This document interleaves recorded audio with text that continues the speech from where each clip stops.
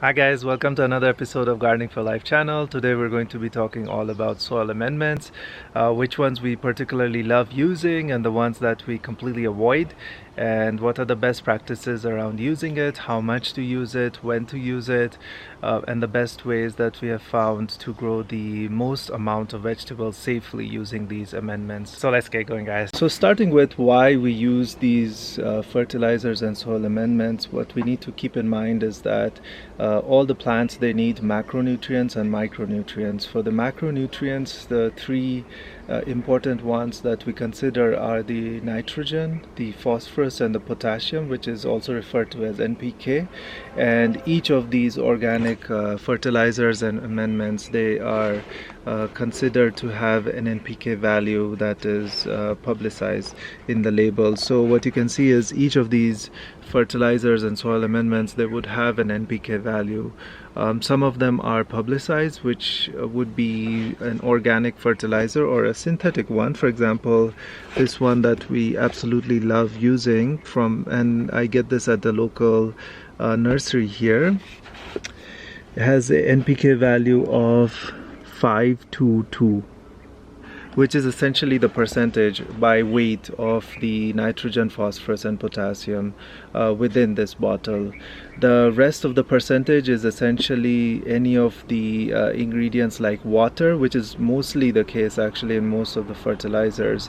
While with the soil amendments, and why these are called soil amendments, although they have the NPK value, they're called soil amendments because they haven't gone through an organic testing process to get the labeling in terms of what is exactly the NPK value. However, through the experience of the gardeners and through a lot of research and use, we generally tend to know the NPK value, the nitrogen, phosphorus, potassium value of these organic soil amendments like bone meal and for vermiculite and for the compost. So we're not quite worried about the labeling process. But that's the main reason why you have soil amendments versus you have the fertilizers. So talking a little bit about the NPK, the nitrogen, phosphorus, potassium, why they're considered macronutrients and what are the benefits of the three. Nitrogen, the main benefit that comes with this macronutrient is the foliage and the greens that are really required for the plants to do well for the photosynthetic process and for them to grow food. You really need to ensure that there's a lot of nitrogen in the soil, and that's when we add a lot of sources of nitrogen into the soil using amendments or organic fertilizers. So with the phosphorus, what's really quite key is to understand that it's required for the proper root growth and making sure that the roots are healthy in the plants, and also for ensuring that there is good flowering and fruiting process for the plants themselves. So you might have heard a lot of gardeners and farmers talk about the fact that we need to add a lot of phosphorus at the point when the fruit trees or the vegetable garden, when the fruit trees or the vegetables, they start to flower and they start to fruit, you need to add a lot of phosphorus. With the potassium, what's really key to understand is the fact that potassium is for the overall functioning of the plant itself, overall health of the plant itself, and that's why it's really key that you ensure that there's enough potassium as well in the soil. So really for the minor elements or the trace elements, we talk about boron, copper, zinc, as well as calcium for these plants. However, we're going to cover those in a different video because they're not as key as the macronutrients that we're talking about with the NPK. So what we have done here is really gotten a sample of the major organic soil amendments and fertilizer that we tend to use, keeping it very simple. So what we have is the coarse vermiculite, we have the fine vermiculite, we have the cow, goat, and chicken mixed manure. We have here the bone meal, some compost, which is coming from our own source here, and we have the organic fertilizer. So starting with the manure that we have here, this particular manure that we have is a mix of goat, chicken, and cow manure, but this really the rule applies for any manure that you use, whether it's chicken, goat, or cow.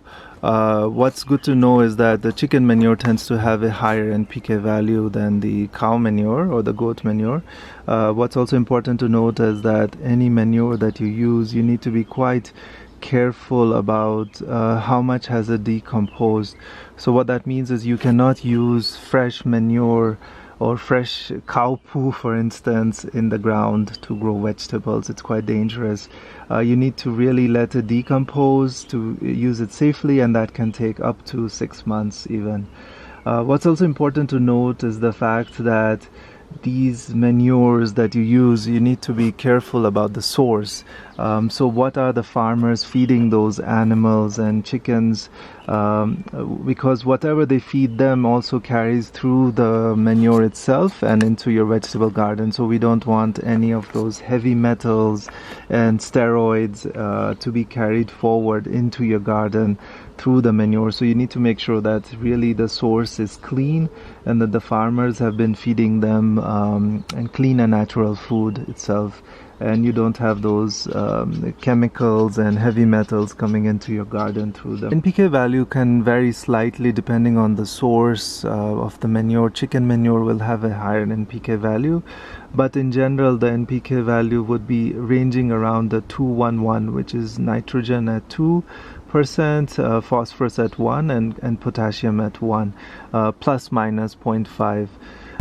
So going from the manure to now the vermiculite, which is also called vermicompost, and essentially what it is really just worm castings or worm poo. Think of it that way. And really the same rule applies as the manure. You really need to know that the worms have been eating healthy and natural food before you use these, because you don't want any of the chemicals or heavy metals to be transferring over using these castings, vermicompost. What's important to note within the vermicompost or vermiculite is that you have essentially two types. You have the coarse type and you have the fine, and you can see the difference quite easily. What's important to note is also the application differs for each one. So with the fine, it's quite easy to use in terms of using it for indoor plants and also using it just for top dressing. With the coarse, we tend to use it more for really digging into the soil itself, not really so much just for top dressing itself. And the reason is really that it takes a little bit longer time to break down within the soil compared to the coarse vermiculite. The NPK value for vermiculite really is around 211, so nitrogen 2, phosphorus 1, and potassium 1, plus minus 5. The third soil amendment I want to talk about is the bone meal, and you can see it's very powdery itself, and you have to be quite careful in terms of the source of bone meal itself. So really bone meal is just powdered, steamed and processed bones of animals that comes from the meat houses or slaughterhouses, and all it is that the bones have been completely made into a fine powder that can be used for quicker release within the soil itself. What's also important to note with the bone meal is that it has an NPK value of 420, meaning that the phosphorus is quite high within the bone meal, and that really helps with the rooting of the plants and for the flowering and fruiting plants. So really bone meal is quite an excellent source of phosphorus to use at the time of fruiting and flowering of the plants, or if you wanted to apply it to the ornamental plants also. I also want to mention is if you're a vegan or if you don't want to deal with animal products, then I would stay away from the bone meal as an option, and we have many other amendments that you can use to avoid this, such as cow manure or using seaweed amendment itself, which are quite safe and natural use as well.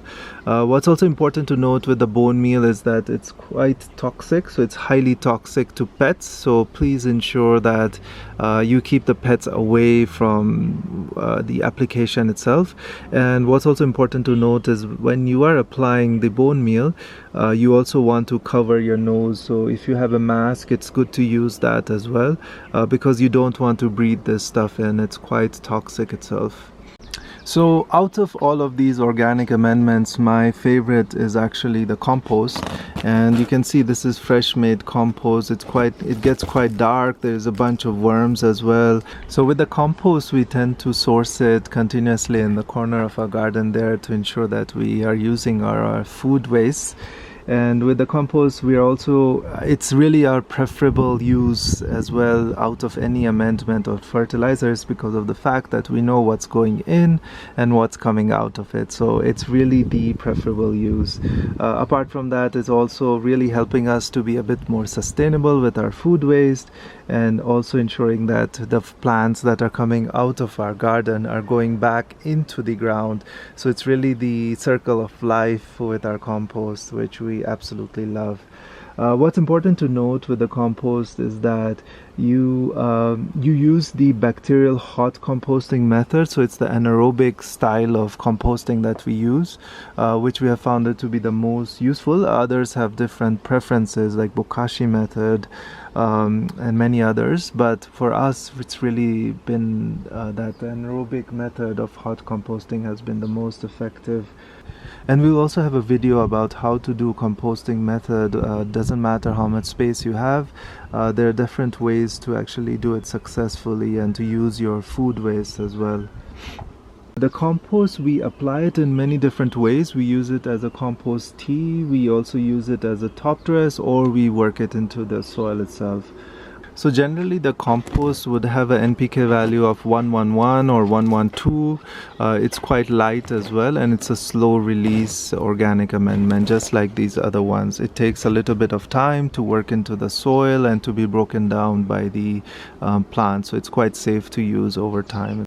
So another natural amendment that we use in our soil is the ash. So we do quite a lot of barbecue regularly in our house, and we try to use all of that ash in two different ways. We first disperse it on the leaves for pest control, and the second one is to use it for fertilizer in the ground.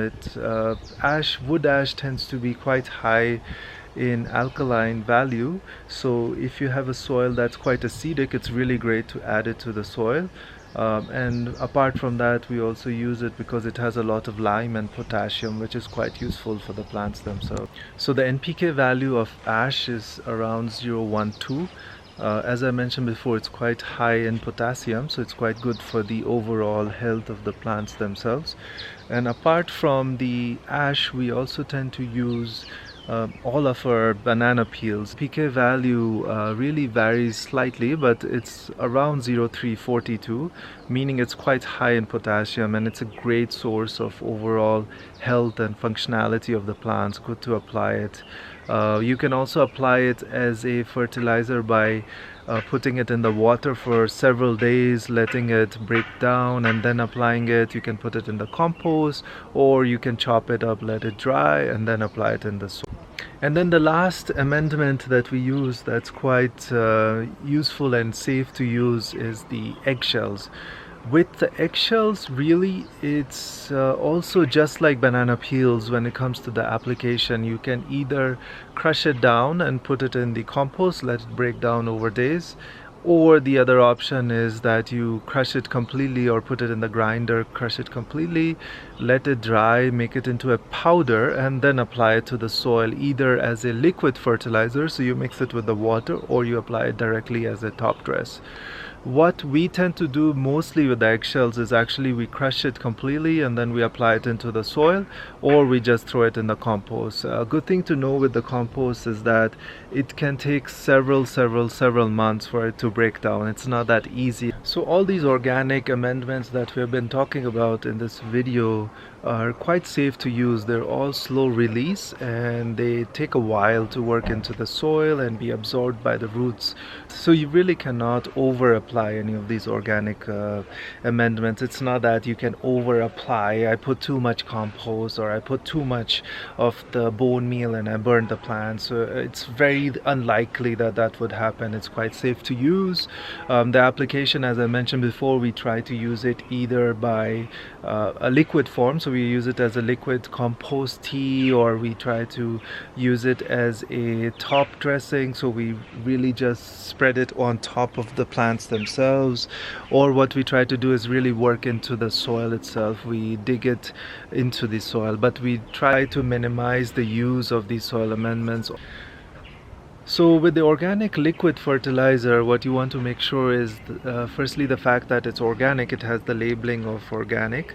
You want to also make sure that you're aware about the source itself, so you can get all that information through the label or by asking the sales rep, and to also look at, in terms of the soil application, how frequently you should apply it, and also when you should apply it to the plants, and how much of the dosage is required within the water. So whether it's one cap full within 10 liters of water, which is normally the fact. What we personally tend to do with the liquid fertilizer is really apply it very lightly. So if it says one cap in 10 liters, we tend to do one cap in 20 liters. So we really make it half, and that's one of the practices that I've learned by doing a lot of research and listening to a lot of gardeners for safe use of these liquid fertilizer. So essentially the main difference between these liquid fertilizers and these other soil amendments that I've talked about is the fact that the liquid fertilizers are very fast in terms of application. So they're essentially taken up by the plant roots very quickly as soon as you apply them, compared to the other soil amendments like bone meal or vermiculite or compost, which are slow release. It takes a little bit of time to be broken down and to be consumed by the roots and the what's also important to note is that you can over apply these liquid fertilizers, so you have to be extremely careful how much of it do you apply, otherwise you're going to burn out the plants themselves. What's also important to note is, as I mentioned before, is really read the label to see the application dosage, but also look at the NPK value.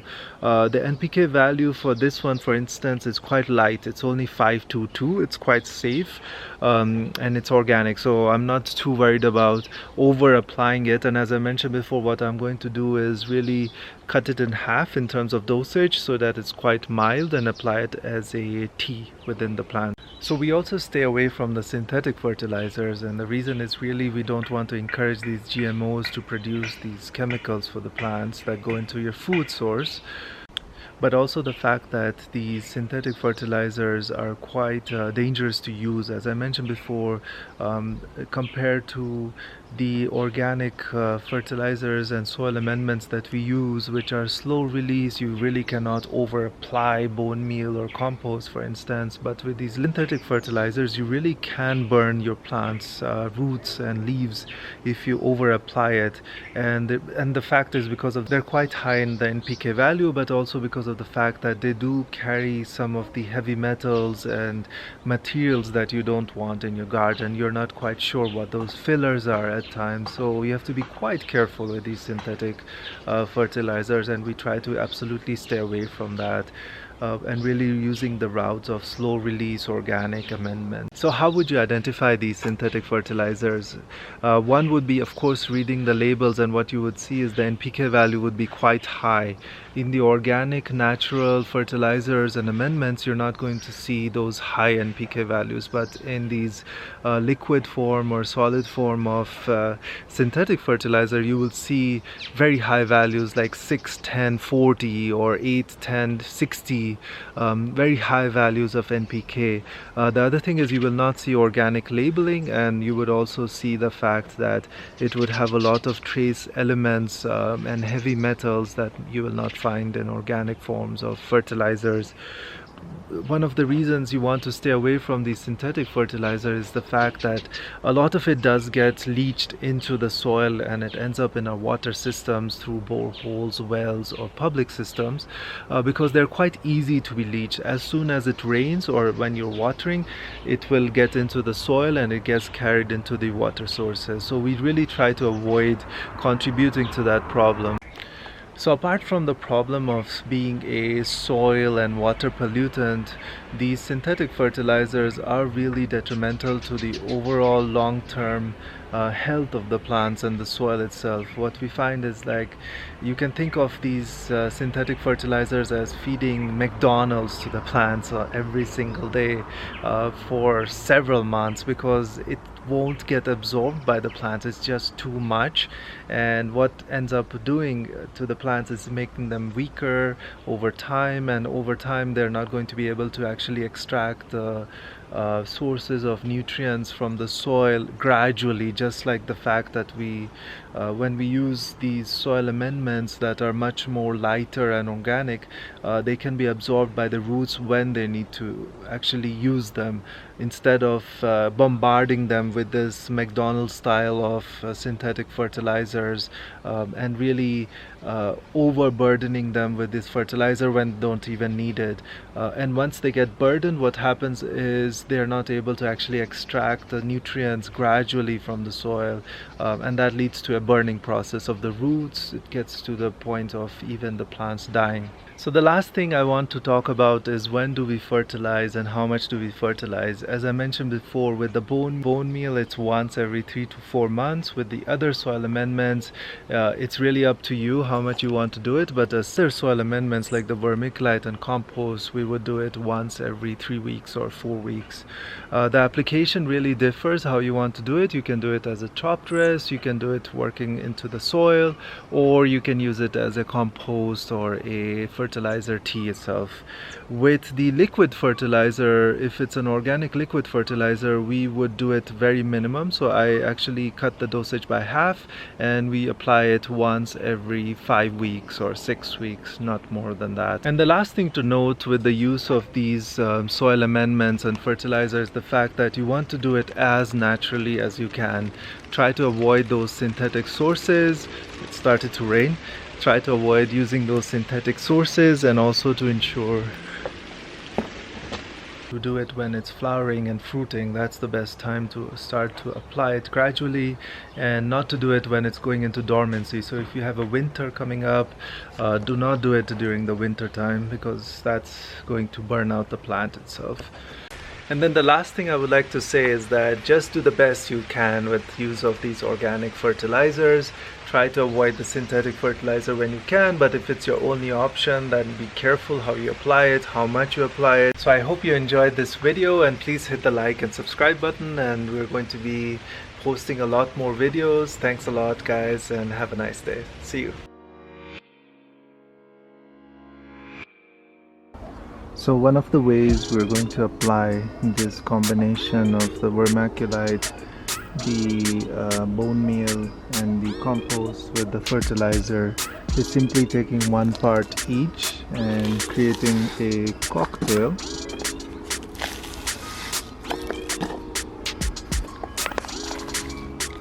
And using this cocktail to do a bit of top dressing on our plants, very simply like this. And we're not going to work this in too much today because it's been raining, so the rain is going to really work this into the soil, but this is the simple combination that we take, which works really well actually.